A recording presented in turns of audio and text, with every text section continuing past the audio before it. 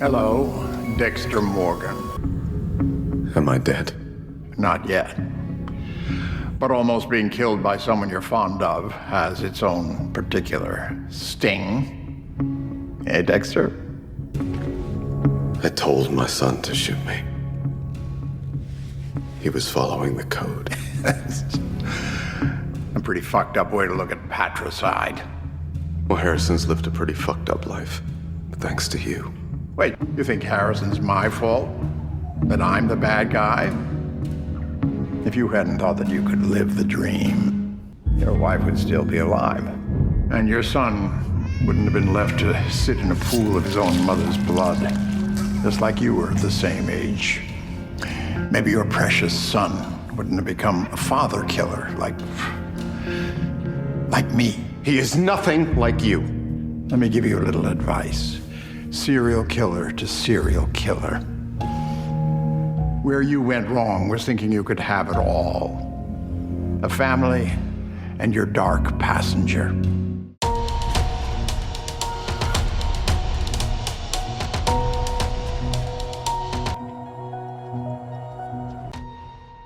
Hello, all. Welcome back to What's On Tonight, a podcast with elaborate, quirky, and unpredictable conversations about TV, movies, and more. I'm Becky. And I'm Mark. Today we are covering Dexter Resurrection, episodes 1 and 2, A Beating Heart and Camera Shy. Please note this is a spoiler-filled podcast, so if you haven't watched the episodes yet and don't want to be spoiled, just come back and check us out after you've finished watching. But before we dive into the episodes, I want to welcome Mark. Mark, you hear us, Mandy and I mention him at the end of all of our podcasts. He's our fearless leader with Pirate Corps, and he graciously agreed to be my Mandy because I could not talk Mandy into covering this one with me. So Mark will be with me for the remainder of the coverage for this show, and we're going to have some special guests that'll be joining us. So thank you, Mark, so much for being here. Thank you for having me on. We did cover the last Dexter show, which was really cool. We did a whole Dexter? synopsis. What was that? Dexter. Oh my God, what was that called? No, not Reborn. Was it Reborn? It was Reborn. Anyway, it's the one where we get young Dexter, and there's going to be another season of that. So Mark will be, hopefully, I'm going to speak for him, but hopefully Mark will be back with me to cover that one too. Oh, trust me, I love talking Dexter. I just love the idea of the character, how they progressed with it, and where they came within the original show all the way to this now. Michael C. Hall has so much invested in the character. Yeah. After overcoming his cancer and everything else, he kind of invested himself into this particular character, which he loves. A lot of people do love. I'm one of those people, as strange as it is, we all are attracted to this weird serial killer. So Dexter Resurrection is a continuation of Dexter New Blood, which is picking up a few weeks after the end of Dexter. You have the original Dexter series. Then you have New Blood, which takes place years later, where Harrison meets, and spoilers, yes, he meets his dad. So if you haven't watched it, go back and watch it and see that whole storyline and where it is. But they do give you a recap before we get to the new show, which is Resurrection. So in this particular episode, we start off with Dexter Resurrection, episode 1, called A Beating Heart. And it was directed by Marco Siega and written by Clyde Phillips and Scott Reynolds. And episode 2, Camera Shy, was directed also by Marcos Siega and written by Scott Buck. So, my dear Mark, would you please tell us the synopsis for episode 1? And just to credit, I got these from Wikipedia. The synopsis for episode 1 is: now living in New York City and working as a bellhop at a hotel, Harrison gives into his own dark urges and murders Ryan Foster, a sexual predator who is attempting to rape a drunken Shauna, one of the hotel guests who is here for medical conference, Dexter, having survived the shooting, is living comatose for 10 weeks, during which various faces from his past push him to live. And those flashbacks were crazy, by the way. I loved them. As he undergoes physical therapy to recover, Dexter is visited by Teddy Reed and Angel Batista. The two reveal that Angela, after discovering that Logan shot at Dexter in his cell, recanted her allegations of him being the Bay Harbor butcher with a note from Angela suggesting that she did it to repay Dexter for solving her friend Iris's murder. Matt Caldwell, his murder has been attributed to his serial killer father, while Logan's has been ruled self-defense. However, Angel is now suspicious of his former best friend's guilt in the Bay Harbor butcher case and has Dexter legally declared alive. So now he is not Jim Morgan anymore. Or what was his name? Jim Lindsay. Jim Lindsay. There we go. I knew it was a Jim. After learning of the murder Harrison committed, Dexter, still in a weakened physical state, escapes from the hospital in search of his son. So, yeah, it kind of goes off the rails a little bit, but I do have questions regarding certain things, but we'll get into that when we get into the discussion. Almost there. So the synopsis for episode 2 is Dexter investigates the crime scene and cleans up blood splatter evidence that Harrison had missed. Dexter is urged by his dark passenger in the form of Harry to guide his son, but he is reluctant to upend Harrison's life, preferring to protect him from a distance. Reclaiming his real identity, Dexter rents an apartment and buys a car, settling into life in New York. Dexter meets a rideshare driver named Blessing Kamara, and I love that name, Blessing, and befriends him. While talking with Blessing, he learns of a serial killer called the Dark Passenger, who is targeting immigrant rideshare drivers. Dexter identifies the killer as Ronald Schmidt, but chooses to save the life of Schmidt's next victim over getting the kill, a change from how Dexter has operated in the past, as he now cares about other people. After Dexter's disappearance, Angel attempts to find him with the help of Teddy, and haunted by his killings, Harrison sells Dexter's truck, which he still owns. So, yay or nay on these first 2 episodes? I give it a yay cumulative, but if I were to give a dedicated overall 1 to 10 evaluation of it, I'd give it a 7.5 of how they were able to execute it. But there are those little things that take away for the 2.5 of my voting for, like, certain questions I had about certain characters of the past, things of that nature, what happened previously, where they were, flashbacks in any way that they probably omitted due to time. But overall, I was satisfied in the sense of, okay, you've intrigued me. I want to watch what happens next after this. Same with me. I'm a yay for both. The first episode, I would give a solid 9.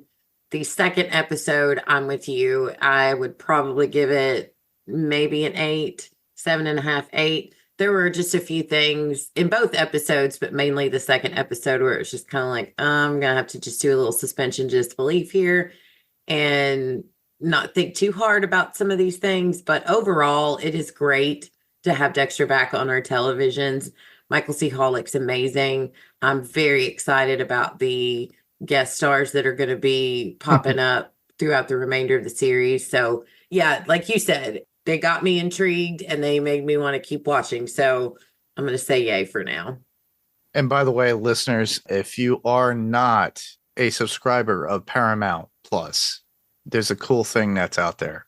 You could get it for 2 months for 99 cents.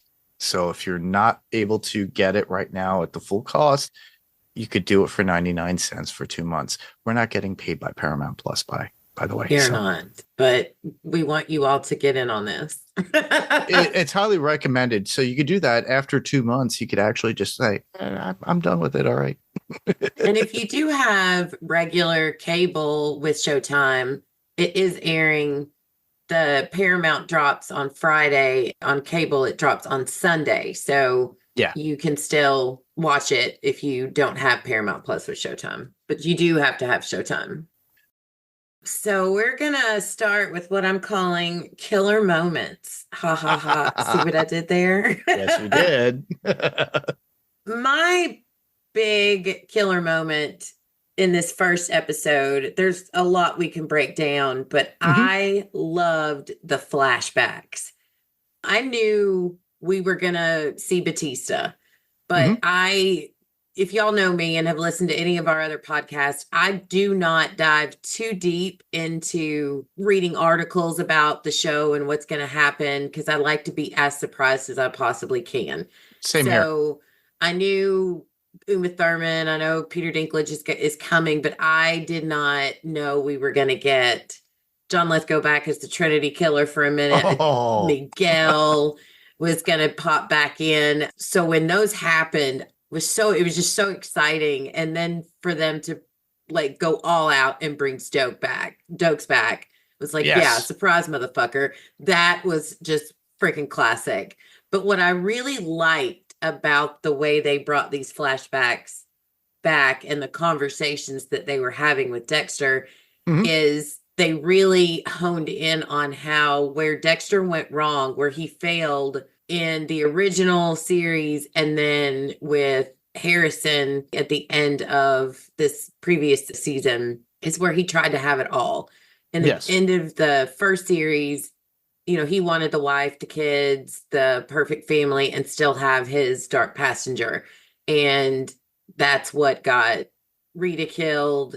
That's why Harrison ended up the way Harrison did. And then he tries again in Reborn to have all this again with when Harrison shows up on his doorstep to have this relationship, this family with Angela, and it ends up getting him almost killed, I guess I should say. So I think that was a great jumping off point for the episode. And I loved seeing those guys back. As creepy as Trinity Killer was, I thought the messages that they delivered were fantastic. Yeah, I love the fact that we did get John Lithgow as a vision of himself as the Trinity Killer and representing in Dexter's mind, very much how his father was with Harry, if you, with James Remar, and him coming into play at some points too in reflection.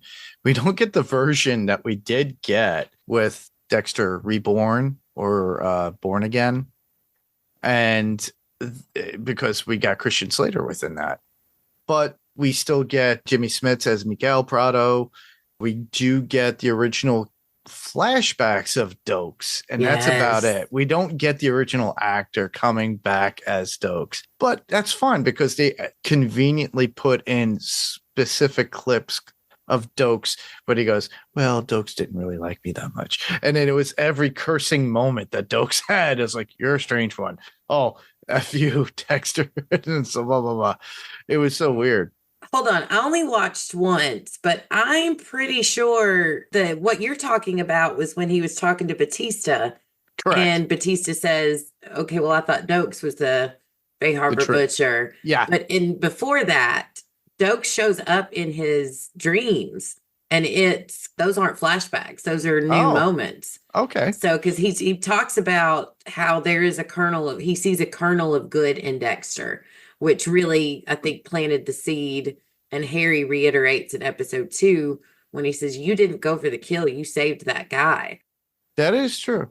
Okay. You have to realize, listeners, I only watched this once straight through, so my memory is terrible. So I thought it was very interesting. The fact it's like maybe the actor presented it perfectly in a sense where it looked like a flashback to me in a sense. Oh, wow. That's great acting in my opinion at that point. But we do have them around, and he's flooded within his memories. He's got to go through this physical therapy. We get Batista there, and you could see in Batista's face, you already know he's there for a mission when he sits him down, especially with the the sandwich he brings him. I liked it when Batista showed up and the first thing Dexter says in his mind is, please let this be another hallucination. And I'm glad Batista didn't just walk in and hug him and be like, oh my God, I'm so glad you're okay, which he did say, but I'm glad that Batista was honest. And it's like, why did you disappear? What happened with Deb? Why did you fake your own death? And yeah, you lost a lot, but we lost you. You're my brother. I lost you. And that he doesn't let Dexter off the hook. Well, I thought you were the Bay Harbor Butcher. I get this long story from Angela, and then all of a sudden she backtracks it. I love that he brought up LaGuerta and how LaGuerta was gone. Yeah, LaGuerta was a key point within the Bay Harbor Butcher scenario and the original series at the very end. And it was a very key moment with him and Deb in, of all things, a container. Yeah. And then him having to take out, and Deb was right there at that point. Didn't Deb kill LaGuerta? I think so. To save Dexter's image or whatever. I think that's when she crossed over. She crossed over and crossed the line. And then, of course, Dexter had to clean up, as he always does.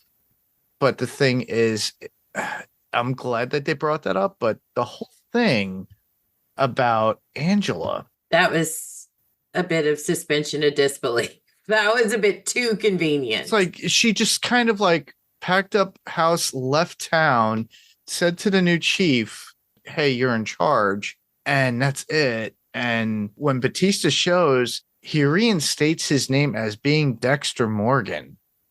Now that's genius in writing in a sense, but taking over the whole Angela thing, that was, to me, that was a little bit of poor writing. There should have been some sort of follow-up or flashback of why she did what she did.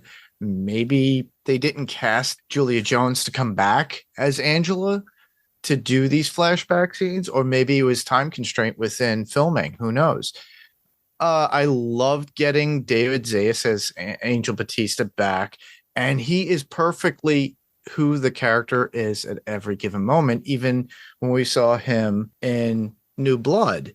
And I thought it was great when he made his return in that, and he's able to bring it and be that character again, because you could see it within these 2 episodes. There's an underlining investigative look, and he's still holding some things about LaGuerta and everything that happened, because he was married to LaGuerta at one point. And he loves Dexter. I mean, he genuinely loves Dexter. When he said, I lost my brother, he meant that. I hope that throughout the remainder of this season, because I don't see how this can end without Batista figuring out Dexter. He's doing such a great job of playing 2 sides. He's playing this guy who genuinely cares and loves this guy, but also sees past Dexter's bullshit now and knows that this guy is a serial killer and somehow has conveniently managed to get away with this for all of these years, and he has to do something about it. So I am so excited to watch this play out, and I am so grateful that this actor chose to come back and the writers chose to write him back into the story, because I think that is what, along with every other great actor that they've hired on for this season, I feel like this dynamic between Batista, Harrison, and Dexter, and even having, the original Harry back, those 4 are what is going to really make this season great for me. Yeah. The only thing missing, we don't get Jennifer Carpenter back, probably. I don't know. If you look at the cast list for this season, everybody. But yeah, I don't think she's going to come back. I had kind of hoped that she might be his conscience like Harry is now. But I read an article about it, and there was something, I'll have to go back and do some research. But there was a reason why I don't think she wanted to come back and be this character. They were married at one point and divorced, so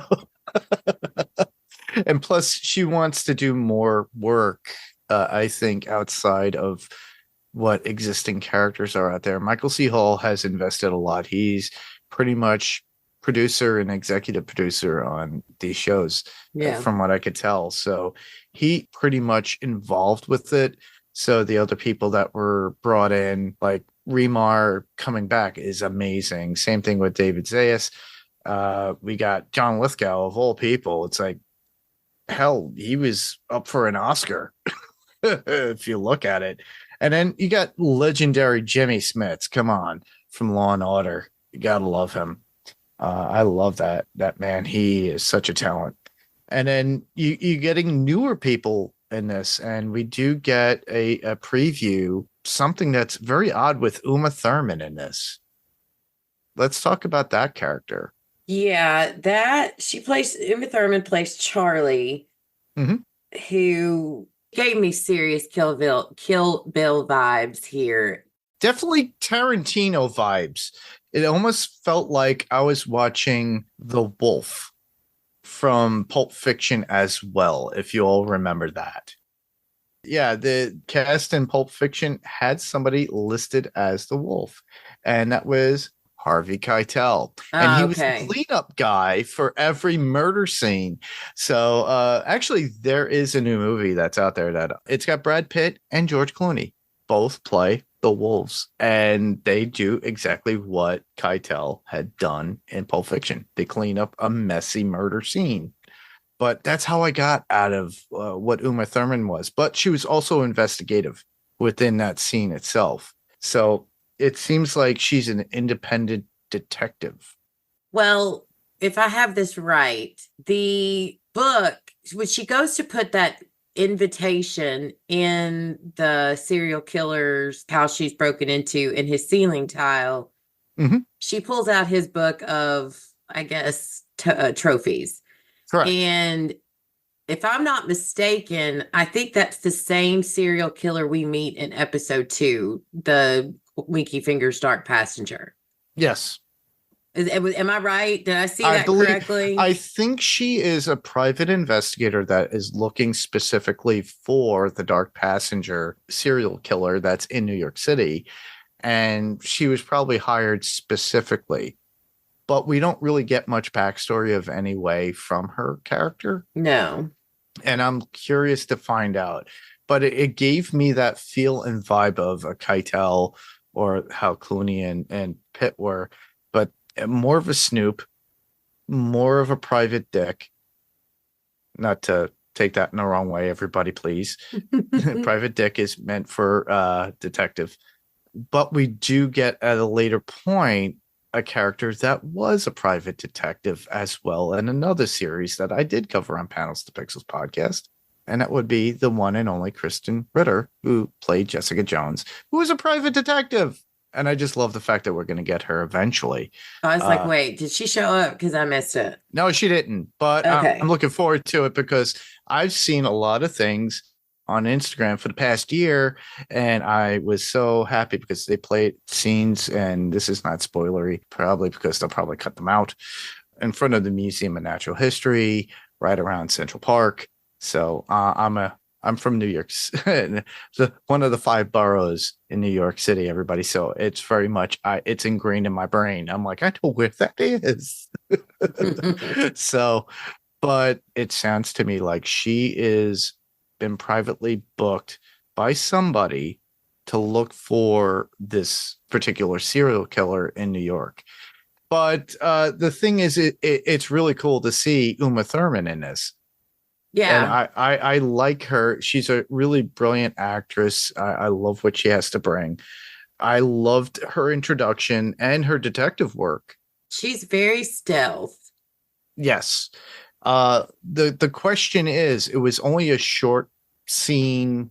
It didn't really have much within it. And then we don't see her after that within this particular episode. But it did ingrain something in your head saying, hey, I got to look out for this character again. And we do get them later on in episode 2. Yeah, because I feel like she's working for someone because she makes the call and she's like, it's been delivered. And that invitation has to mean something. And again, y'all note, I'm going in with not watching trailers or anything like that. So if you know, if you already know where she's at, they'll be like, this lady knows nothing. It's because I choose to go in as blind as I possibly can. So, but she's obviously working for someone, and we get a little bit more from her in episode 2, but I'm very interested to see, because she's got ninja skills. She is a badass. She's got cool skills in the sense that she pulls a Willem Dafoe kind of Boondock Saints, listening to music as she's doing it, figuring things out, listening to Staying Alive by the Bee Gees. I'm not going to go into it. You don't want to hear me saying. Anyhow, I thought it was pretty cool because she just puts music on as she's investigating. So I thought that was like a kind nod to Defoe and Boondock Saints. So, and if you'll remember that investigative work, if you're not a Boondock Saints fan, everybody, I suggest you highly check that movie out. I love that movie. I watch it every year on St. Patty's Day. Anyhow, let's get back to it. We got more coming out, but we do get things that's going on with Harry, though, or Harrison. Before we move on to Harrison, though, I want to kind of touch base a little bit about how Dexter finds out about where Harrison is, because his physical therapist is talking to him about a body found in New York that was cut into 9 pieces. And if everyone remembers, that's Dexter's MO, and he taught Harrison that when he taught him how to properly kill someone in Reborn. So I liked the whole callback to bringing up Quinn and having Dexter fake the call that he's Quinn to get Batista out of the way so he can buy some time to escape. I just thank you to the writers for giving us a little Quinn callback. I thought that was great. I thought that was cool. And then, so he gets to New York, and Harrison, at first, the way they opened up on Harrison with the, great music in this episode, but I thought he was thriving at first, right? Like, I was like, look at Harrison. He's got him a job. He's got an emphatic personality, which actually he's made friends. He's working in this, what would you call it? A hotel? It is a hotel. Yeah. So, yeah. He's like a concierge bellhop. Bellhop, I would say more. He's getting things for guests. Does turn down services, things of that nature. Yeah. So, I thought the hallucinations were interesting, and I hope that's something that we get more glimpses of, like when he's going up the elevator to take those 2 gentlemen to their room, and the elevator freezes and opens up to that frozen tundra that he killed his dad, and he sees the blood pouring out. That kind of gave some insight into what's been going on in Harrison's head, that he's gotten away from his dad, but everything that went down, even though I still say he was justified in his decision to shoot his dad, you could tell it's weighing on him, and he's still angry, but also feeling some guilt about it. Just well done for the writers and the directors to pull all that together. Very true. I like the introduction. I love his rapport with his fellow workers, his love and hatred of his boss. Oh my God. That was so funny. Oh my goodness. It reminds me of the movie The Tower of Ben Stiller and Matthew Broderick and a whole bunch of actors that are in there. It literally revolves around a hotel and people living there.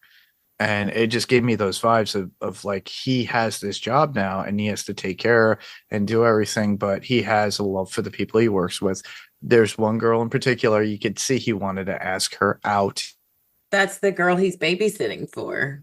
Correct. Yeah. So you could tell he has a care and interest in her. So that's a love interest. So that's a thing to keep in your head, because who knows what the writers have for us in time. And then obviously the one guy that he has with the watch, his watch fixed. That's what events up to the murder itself. And he was acting out of passion of what is right and what's wrong. And He was following a code. he was following a code. And the way he puts her away to bed in her own hotel room and then cleans up the mess afterwards is perfect to what Dexter does, except he didn't get really the good garbage bags. No, he didn't. I liked the callback to the way he tied the bags, the way Dexter taught Dexter him. does, yes. But I really thought it was interesting the way they brought this side of Harrison out. It was very natural. It flowed very well, and I don't feel like it was forced, like Dexter managing to get out of trouble, and that he met this girl in the hallway, helped her get down to this conference, and then later sees this douchebag carrying her. She's not conscious, and he tries to walk away from it. He tries to be like, this is not my problem. Yep. And then he hears her saying no, and he goes in, and he still at that point is trying to negotiate with this dude that, look, man, this isn't right behavior. And when the guy makes the comment that there's plenty more where she came from, and I liked that the song Bad Decisions was playing when he just was like, no, and he kills the guy. Yeah, that's a definition of a serial rapist right there. Yep. And we found that out in episode 2. But honestly, I like to say it's justifiable homicide. But a lot of people would say, no, you're wrong because you shouldn't really be taking a life. But in the sense of Harrison's case, I think if you watch the act in progress within that particular scene, Harrison was filled with passion and the way he killed and dismissed that person. So you could tell that Harrison was killing, but still has a conscience. Yeah. He has that conscience. But in the sense of like, oh, crap, what did I do? I have to clean this up. What did Dad tell me what to do? Yeah, I love the flashbacks to where he's teaching him how to do this. And we'll talk about it more in episode 2. But I don't know that I've ever seen a father more proud of his son than when Dexter's going through and learning all that Harrison did right. That looked creepy pride on his face was wild. It was a little bit creepy, but the thing is that he's running to his own son in the sense that he had to jump out in a robe, I don't know where he got the money. I forgot where he got the money, but he was able to steal the truck, go to a thrift shop, and in his robe get there and get clothes to drive all the way from where he was, upstate New York, to drive like 4 hours down to New York City to go see his son, and then everything flashing back to his head and then getting this taxi ride and everything. I thought that was pretty cool. Yeah, it was. I really liked how they brought them together, and I liked that it wasn't an immediate, oh, Dad, oh, son, Dad, I'm sorry. It was no family reunion. It was one of those. Yeah. There was a decent amount of unrealistic things that happened in this episode, but they really brought it together. Yeah. With giving us some more believable storyline, which more than made up for the rest. But yeah, the last main note I have on this episode, and I've got just a few little notes, but Claudette, the detective, I love her. I love that this show has brought a female lead detective who is no nonsense, gives zero shits about what people think about her, and is smart. She is so smart. And the way she recognized going through all of those garbage bags at the dump that some of these were tied with special ties. And she's just smart. And I love, a champion representation, and it's great to see a strong female character in a leading role, and I really think she's going to give Dexter a run for his money. I think so too. I think her and Batista will probably end up crossing paths and maybe even working together. So I Yeah. like her. I like her a lot. I like her a lot too because of her candor and what she does, and which is so funny too because I already mentioned it before with Uma Thurman as Charlie, but Detective Claudette also has that same feature and feel of Schmidt or whatever his name was that Willem Dafoe plays in Boondock Saints. It gives that investigative look.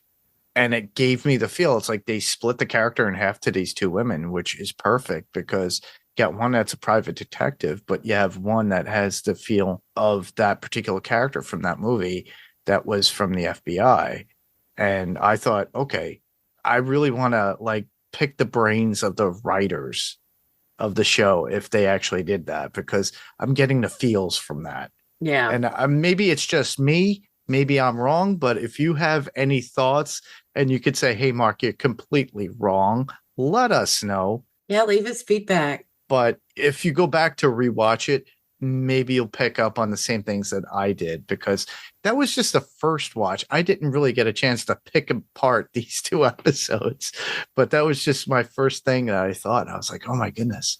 But yeah, she's amazing. Katia Saraf, I think her name is, who plays Detective Claudette. Yeah, she was genuine. And I thought I really liked the character and I'm looking forward to seeing her more and what she has to provide within the show itself. All right. So within the Charlie introduction, before we even get her putting on the headphones and listening to the Bee Gees song, she's introduced and you hear the dong, dun, dun, dun, dun, dun, dun, dun, dun, dun, dun, dun. It's a Nick Cave song, and it's the Red Right Hand, and that's Ghost-Faced Anthem from the movie Scream. They've also used that in Dumb and Dumber as well, but in this case, since they're dealing with a murder or something, it was very convenient that they actually did that. I hope you caught that too. I did not. You're the music. There are some songs I'll catch. Like I did catch the Bad Decisions that was playing when Harrison killed the sexual predator. But you catch a lot more of that stuff than I do. I try to musical background. I try to. I'm very much clued into some music stuff, unfortunately. Every once in a while, I'll be like, "Oh, there's that song." Yeah. But that's all I have for that. Those are the only notes that I have. Yeah, the only thing I have left is just I like there was a good callback to how Dexter can't cry. Yes, he does mention that in his inner monologue when he's looking at Harrison, because it was a sense of pride and feeling that he was grateful that Harrison is healthy and alive and he didn't get taken in. Yeah. Even though he knew that it was him that did the murder. Yeah. And to see that, and that's how it ends off, literally, is him in the cab ride looking at Harrison from afar. Yeah. All right. So moving on to episode 2, we are introduced to our first serial killer. This guy made me very nervous. PSA to everyone who takes ride shares, and this is for the drivers as well. Always make sure you check the photo, check the license plate. And for the drivers, make sure that person matches. It's just this is scary, and this could happen in real literally life. Just have a body cam on you, everybody, and just have it as you're riding, just in case. Yeah, I mean, geez, what really got me about this guy is, so he gets in the car, and this very nice man who's a family man. It's just he's a victim of circumstance, and it really hit home to me because just everything that's going on right now with immigrants in this country and the way a lot of them are being unfairly treated. And this hurt my heart that because this guy was profiled because of who he was, and that is why this serial killer was after him. And he makes that statement that his family lost everything because of people like you. And then this, that's why this guy loses his life. So, and based on the dossier of driver's licenses we found, or that Charlie found in this guy's apartment, he's been doing this for a very long time.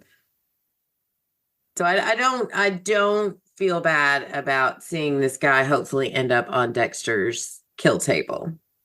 Yeah, I just find it funny though that they had to actually change the name of it. It's not an Uber, it's not a Lyft, it's an car. Yeah. You are car.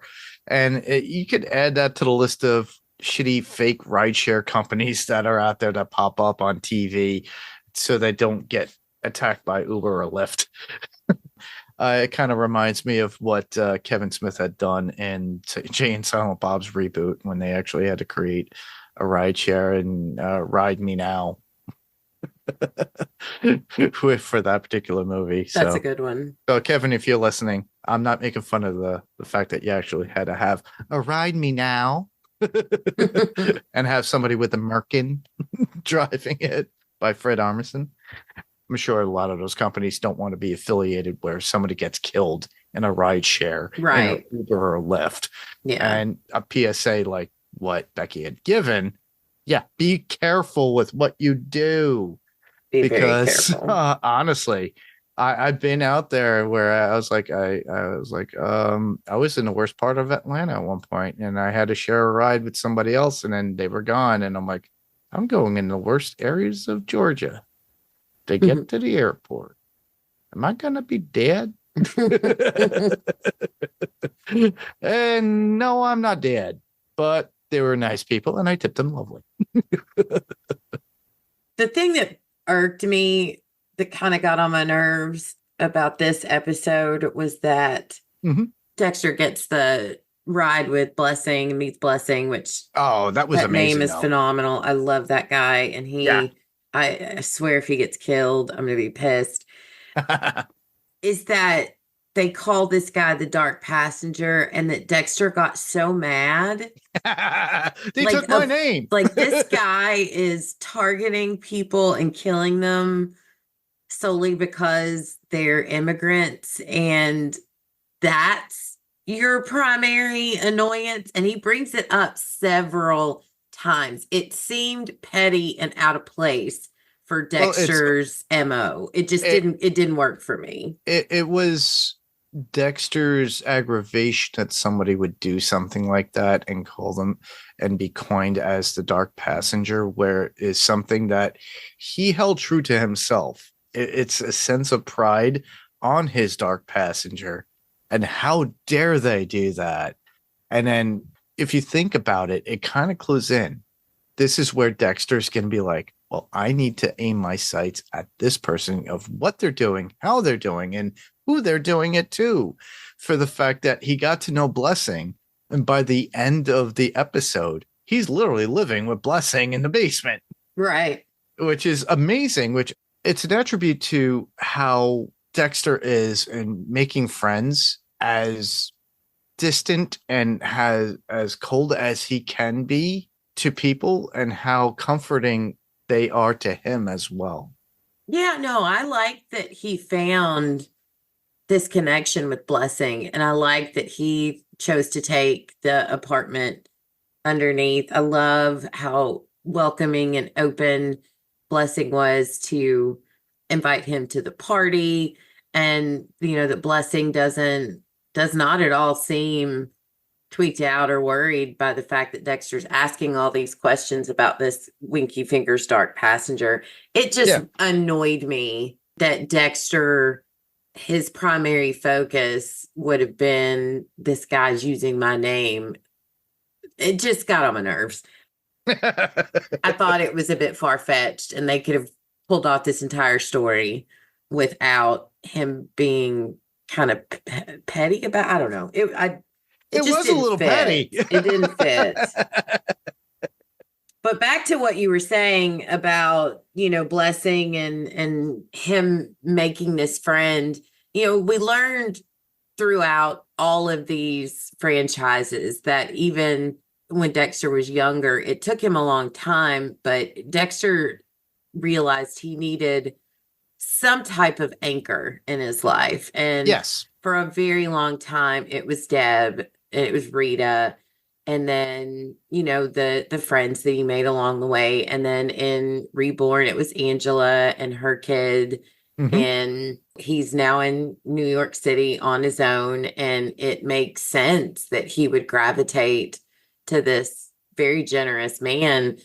And I think they will end up with a strong relationship, and he will hopefully be that guy that person that Dexter needs in his life to help him hang on to that normalcy that he's worked so hard to be able to put up that front that he can be normal, I guess, is what I'm trying to say.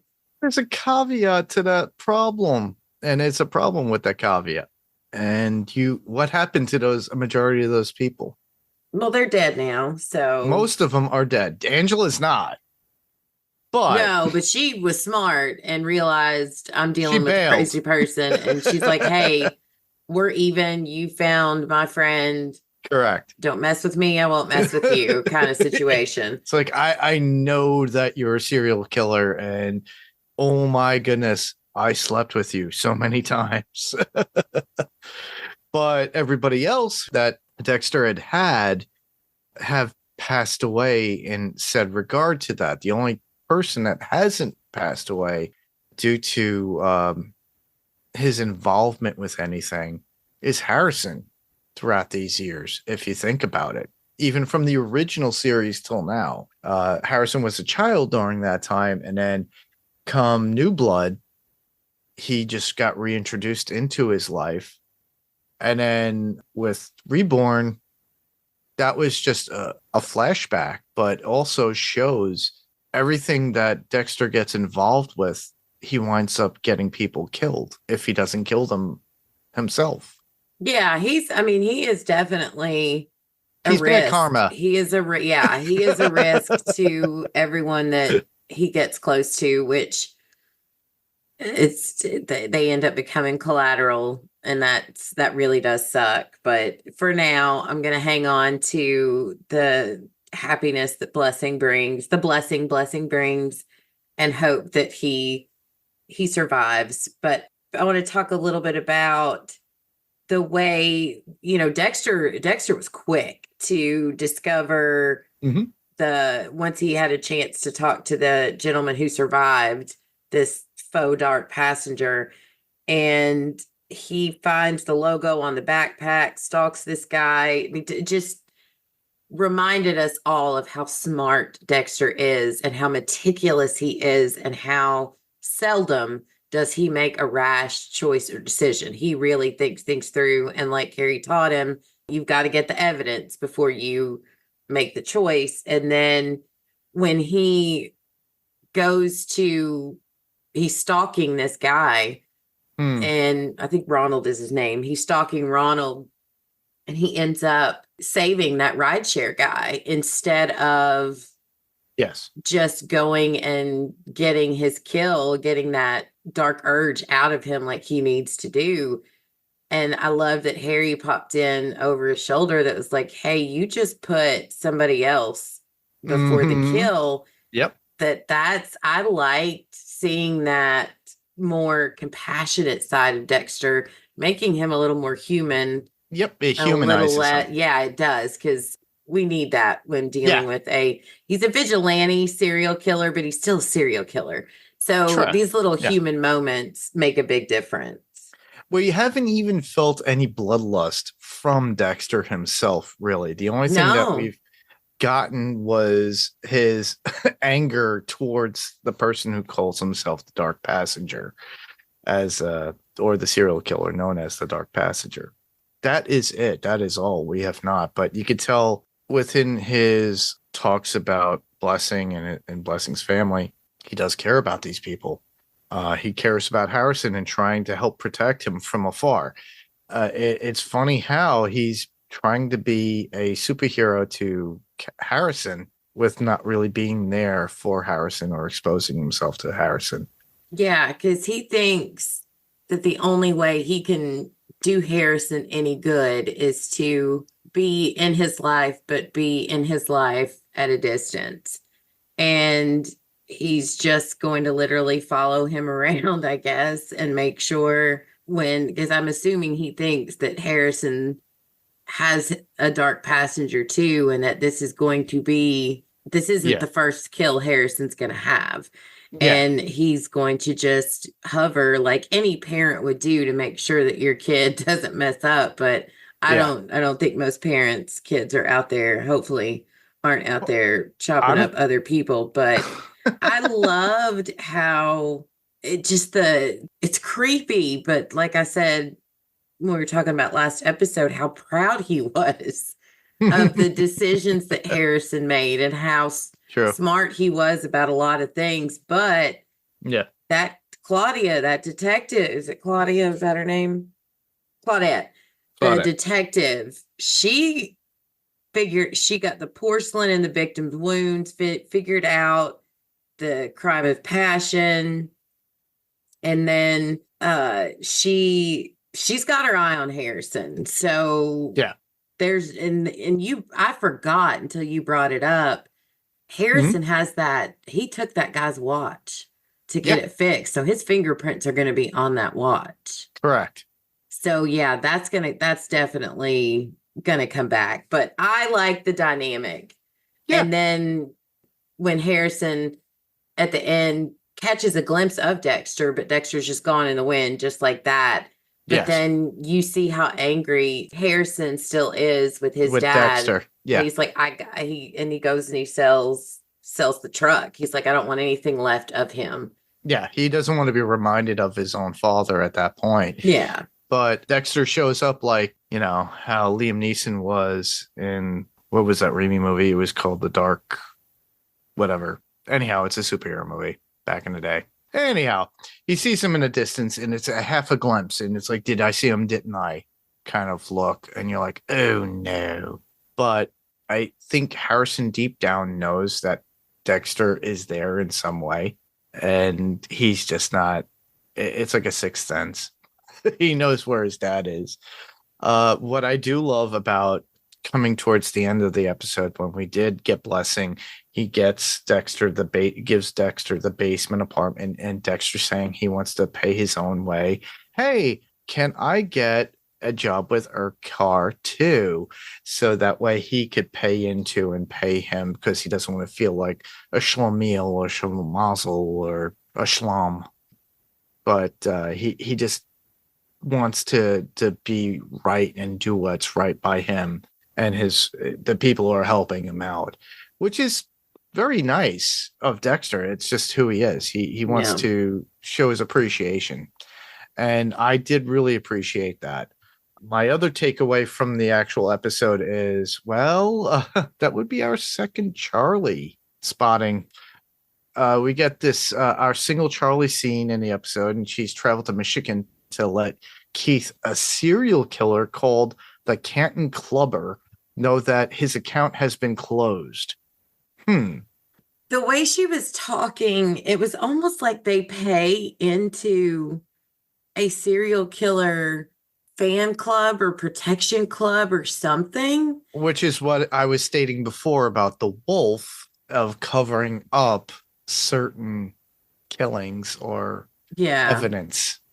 There's something super shady going on there. Yeah, her boss made the rules clear. No requests, no demands, or you're out. And then when Keith puts his hands on Charlie's shoulder, she strikes back with his weapon of choice, which is a baseball bat covered in nails. Anyone else thinking Negan? Yeah, exactly. Can you say Negan from The Walking Dead? They stole that straight from The Walking Dead. So it's with these brief Charlie moments that are pretty much, frankly, for me, much more dynamic than any repetitive scene from the actual Dexter series. So it's showing a little bit more into this particular character, but we still have a lot to learn. Will she be there to protect Dexter? Will she be there to protect Harrison? Will she just show up at Harrison's doorstep and saying, hey, I'm here. If you pay us X amount of money and do all this work, you could get protection from us, like a mob. Who knows? Or maybe she does that to Dexter, or Dexter teams up with her in some way. We don't know. I'm How many very episodes curious. do we have within this? We get 10 episodes, so we've got 8 more. We got 8 more episodes. That's a lot of content to put within a story and plot within this, unless it carries over into another season. But we'll find out, because we are going to get a Reborn, I believe, right? It was picked up for a season 2. The one where with young Dexter, yes, there will be a season 2 of that one. I wouldn't be surprised if after this ends, this season, we get another Reborn episode, because that's how it really started off. What Reborn was a narrative that was a continuation from New Blood, because he was in a life-threatening situation at that point. So maybe he's put into a situation again that he has to reflect on when he was a kid. The last point I have is Batista and that conversation with Teddy. Oh, Teddy. I loved Batista's face this entire time. Like Teddy thinks he's just forthcoming and giving this, pertinent information, and everything he's telling Batista is very unhelpful, with the exception of one little clue he gives about, was it the truck? Yes. The truck. Yes. So Batista's got Teddy's reaching out to vicinities to keep an eye out for that truck. And we know Harrison sold that truck. So that's going to probably be... No. It's the truck that Dexter stole from the hospital. No, it was Harrison's truck. It was the it truck Harrison's Harrison truck? took. Yeah. Okay. All right, good. I thought it was the one that Dexter had stole from the hospital. But No, okay. it was Harrison's truck. So, because he said it was, Harrison left town in this blue truck. So, okay. And we know Harrison sold it to a friend of his. So, curious to see. That's definitely going to come back into play. But I loved Teddy. I'm going to miss Teddy if we don't ever get to see him again. And bless his little heart. And so, yeah, I think we've got a good setup going into these next 8 episodes, and I'm stoked. I'm very stoked to see. You're Stokes? Stoked. I am not Dokes. Surprise, motherfucker. Stokes, whatever. No, I'm very stoked, excited to see how all this plays out. So, anything else you got on the episodes? Nothing really. I think I kind of cleaned up everything. I'm just amazed if a lot of you listeners do what I do. Sometimes I'll go on and see who's going to be in the cast of the season, and to figure out when are they going to come in, because we got a lot of people that are coming in that are famous in this. Yeah, I got some show news. So, according to a Forbes article written by Tim Lammers, as of this publication, this was posted 7/10, the series has earned a 100% fresh rating from Rotten Tomatoes critics based on 21 reviews. The 100% perfect critic score marks the first for the Dexter franchise on Rotten Tomatoes. The article continues, what are individual critics saying about Dexter Resurrection? Amber Dowling of The Wrap is among the top critics on Rotten Tomatoes who give Dexter Resurrection a fresh review, writing pretty much that Dexter holds a mirror up to society's current obsession with serial killers in an entertaining and somewhat cathartic way that makes the series relevant now. Also, in his fresh review summary for RogerEbert.com and Rotten Tomatoes, Richard Roper writes, this latest iteration is rooted firmly in the haunting and bleak foundation of the original series, which it truly is, because it's haunting, because in this case, it's not really following Dexter. It's Dexter following his own son in something that's very haunting, of possibly of Harrison following in his own footprints and doing the same thing in his own path. But I highly doubt it. I'm still in that idea of newborn, Born Again, whatever it was, when we first got introduced with Harrison as a semi-young adult. And I'm still out there rooting for Harrison to be a very semi-conscious kid about it. Just, he happened to put himself in a position where he had to do something right, and he had to do something similar to what his father did, so that way he could get away with it without being put in prison.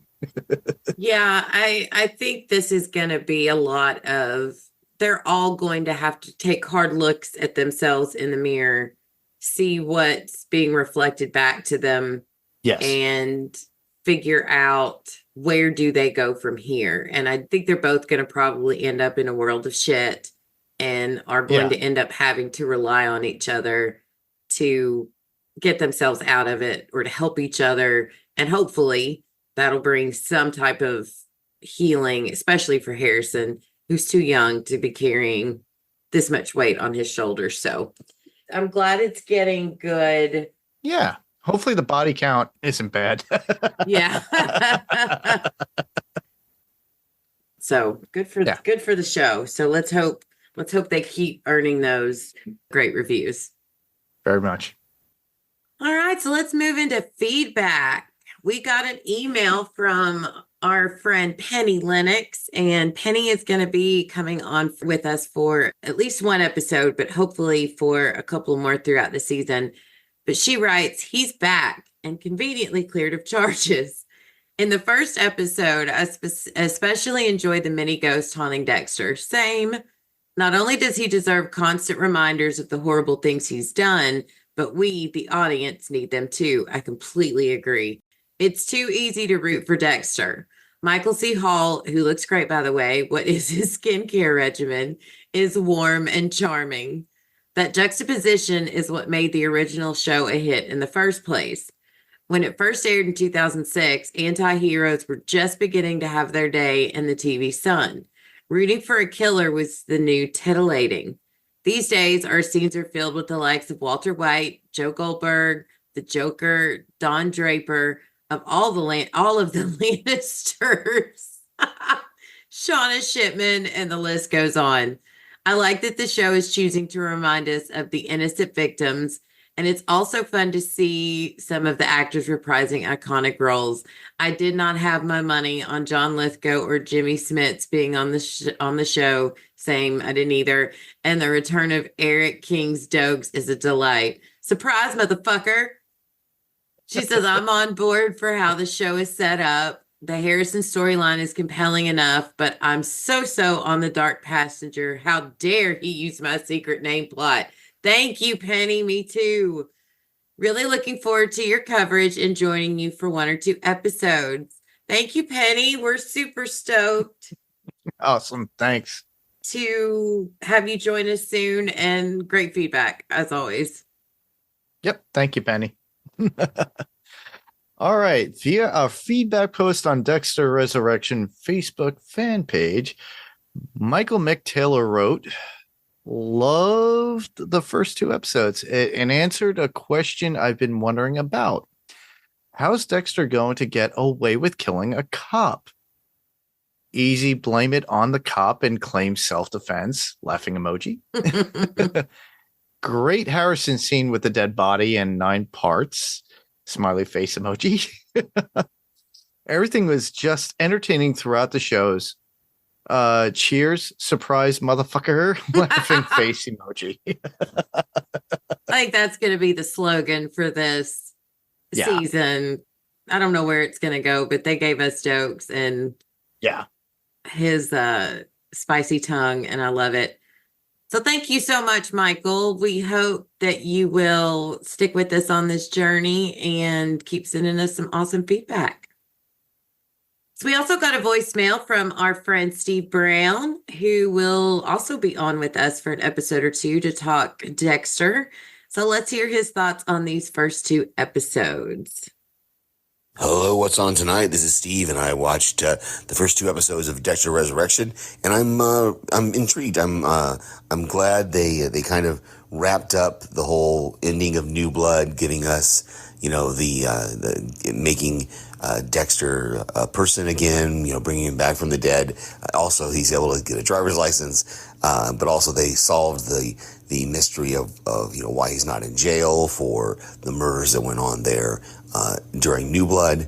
But he's still up there for the Bay Harbor butcher murders, and Batista is going to try to figure those out. So we'll see how that plays out the rest of the season. It was great to see all the cameos of the old serial killers, John Lithgow and Jimmy Smits, and it's good to see the return of James Remar. Even saw Dokes come back, Eric King. So really excited to see where the rest of this series goes. And Dexter, I don't know, that in that second episode where he saved that guy from being killed by the serial killer, we're seeing a different Dexter here after his resurrection. So maybe that's the theme, is that he's changed since he's been brought back to life. I guess we'll see. He's still got to heal up from that gunshot wound. And the Uma Thurman character, I did not know she was going to be in this. So it was great to see her. And I was just like, wait, who is that? And what's she doing? And so this Charlie character, we're going to have to see where she goes from here. But yeah, I'm excited to hear you guys talk about it, and live Steving the third episode. Talk to you later. Cool. We get live Steving on the third episode. I love live Steves. They warm my soul. Thank you so much, Steve. Please keep them coming, and I will stalk you until you tell me which episode you're going to come and join us for. So I'll have to remind him. We have a lot coming up. Very and good. We'll talk about that soon. Thank you to everyone for writing and calling in. We always enjoy hearing what our listeners have to say, and keep the feedback coming. And if you would like to leave us some feedback or just say hi, you can email or send us a voice message as an attachment like Steve did to whatsontonight2@gmail.com.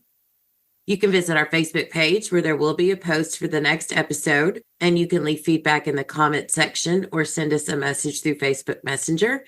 And we can also be found on Instagram at whatsontonightpodcast and the number 2. We would greatly appreciate it if you leave a comment, like, and or share on your podcast's listening app of choice.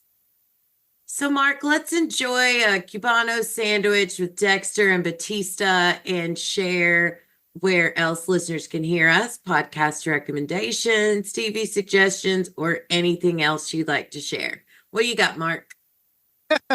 Well, I could be found on a variety of different podcasts. I could be found on Panels to Pixels podcasts. We are covering and doing several different duties so far. Jamie Dimmick and myself are finalizing our season 3 coverage of Invincible. So we're doing 2 episodes at a time. We've already continued on with episodes 4 and 5. We're going to do 6 and 7 next. Steve Brown and I, who Steve just gave his lovely audio feedback, he and I are covering Ironheart. So we did 1 and 2. We're going to do 3 and 4, and then 5 and 6. And we'll have those completed soon.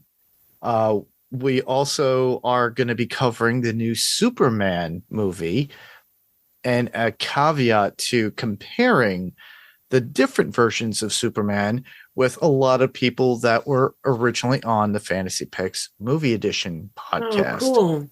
So you can have Frank Rodriguez, Rob Moda, Adam Gonzalez, and myself talk about all the different versions. We got the Chris Reeves, we got the Henry Cavill, we got the Brandon Routh, and now we got the Corenswet version. We have a lot more to look forward to on panels. We got The Boys coming out, Peacemaker's coming. You could hear me on Adrenaline Cinema podcast as well. I'm looking forward in the coming year that once we get the Vampcast back together, once Interview with the Vampire season 2 comes out, we're going to be covering that as well. Yes. Jamie Dimmick and I will also be following up with some Friday the 13th stuff. We are coming back with the Pirate Core Entertainment podcast, which you are hearing this particular podcast on. we will be doing the Pirate Core Music Podcast. So we have some stuff that's coming out. You'll hear myself and my friend James Melville talking about Slipknot. My friend Rob Muir, we're going to talk about Iron Maiden. I'm going to grab my friend Jeff Altieri, and he's in a band called Enrage that is one of the hardcore bands in New York City. And I'm working on a couple of other celebrity style guests like that. And you could also hear more stuff like what's on tonight on the Pirate Core Entertainment Podcast, like Dinner with Her. Alrighty then. Murder Magnets just wrapped our coverage of the amazing second season of Poker Face, and Penny and Kara, along with Sam, are continuing their coverage of Buffy and Angel over on Still Slaying.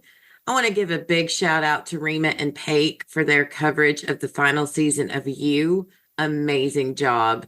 Love how you broke down that finale. It was so good. So you can find all of these podcasts and many more over at podcastica.com. And like Mark mentioned earlier, I do also want to suggest Dinner for Her with my boo, Mandy. I miss you. If you like learning about important women in history, please check out Dinner for Her. You can find the link in our show notes.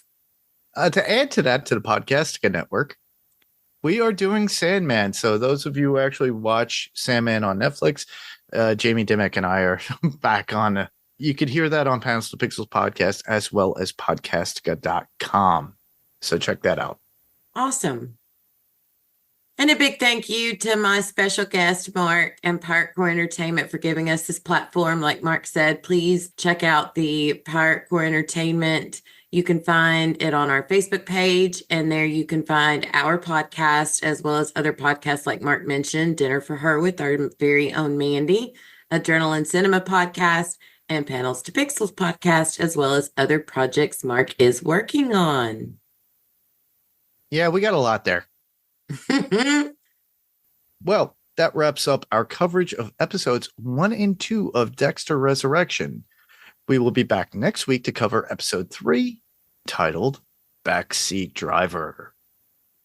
Thank you, everyone, for listening. Be nice to people. Maybe it'll be unappreciated, unreciprocated, or ignored, but spread the love anyway. We rise by lifting others. I'm Becky. And I'm Mark. We'll catch you next week when we grab the remote and see what's on tonight. Bye. Kill you later.